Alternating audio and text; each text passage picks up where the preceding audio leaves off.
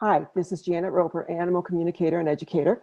And I live in Missoula, Montana, and we finally got some snow. We got some snow yesterday, so that it's actually, I from Minnesota can consider it snow and not just a nuisance or not just a dusting. But we got so much snow yesterday that I had to clean my car off twice. I'd go around it once, think it was clean, and by the time I got around, it had started to pile up again. So welcome to winter in Montana. And then last night it turned off really cold. I think the highest it's going to be today is 15 or 17 degrees. So what I wanted to talk to you about today is how to take care of your dogs when you are taking them outside in this cold, because there's some things you have to watch out for. Basically, if it's too cold for you to be out there, it's too cold for your dogs. Okay, so just keep that in mind. When you do take your dogs out, make sure that you watch their ears, make sure that you watch their tails and their paws so that they don't get frostbite.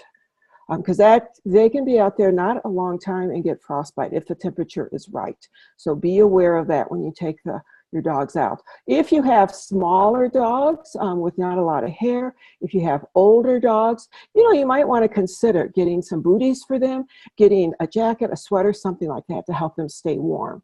Another thing that my dog Max and I do when it gets cold like this is we go out multiple times during the day for shorter periods of time.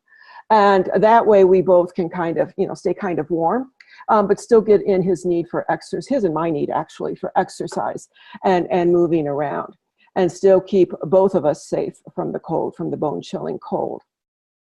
So I want you to consider that as you're taking your dogs out. The other thing is when you take your dogs out for a walk, and whether that's on a sidewalk, whether that's on a trail, whether that's in the backyard, is to watch their paws, so that the ice doesn't get balled up there in their pads, okay? Because that can be really hurtful and cold. Just think about it. If you had ice balled up between your toes, what that would feel like, okay? So you want to be aware of that. And then the hair that grows there on the pad, keep that short during the wintertime so that the snow and the ice can't get stuck there.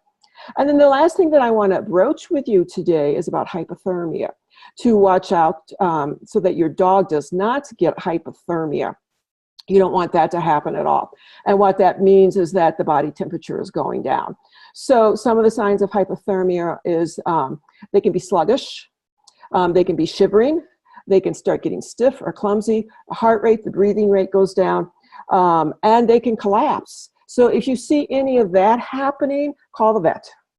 Don't wait, call the vet and say, look, I had my dog out, and these are the signs he's exhibiting. Should I bring him in? And do what the vet says. If it is like, today, Saturday before Christmas, and vets may be closed for holidays, okay, call the emergency vet. So the important thing is if you see your dog suffering from what you think might be hypothermia, to get them in for some medical care immediately. So I hope that you and your dogs have a really great holiday season, whatever holiday you are celebrating. I hope that you're enjoying your relationship together, and that I hope that 2018 brings a new budding of the relationship between you and your dog. And actually being an animal communicator, not just between you and your dog, but between you and all animals. If there's anything I can do to help you with that, with building your relationship and stepping into yourself, your own self in the new year, so that you can build your relationship with animals and communicate with them, just let me know. Janet Roper, animal communicator and educator, wishing you happy holidays and a terrific new year.